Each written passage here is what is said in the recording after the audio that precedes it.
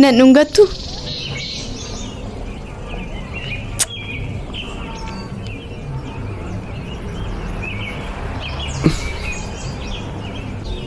Geetii maaliif akkan rakkadhu na goota garuu?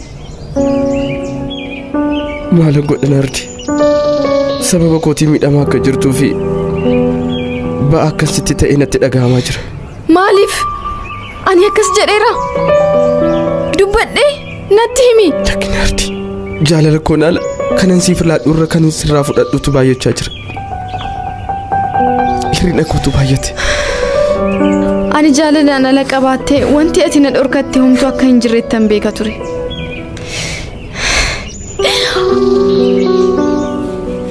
Ati garuu natti jabaattee narraa fagaannanii kanan miidhame.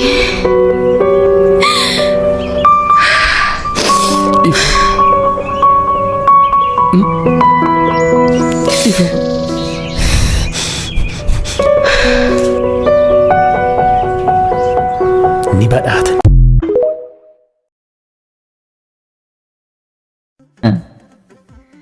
Erga guyyaa gargar baaneeti waanuma si yaadannee fi waanuma si dagadde seetaami naamani gaafan maqaa kee fakkaatu argu sin yaadadha. Keessootti wal yaadaa afaanin of sobaa deemnee har'a geenye si dagachuuf yaaluus keessi kun dandeenye.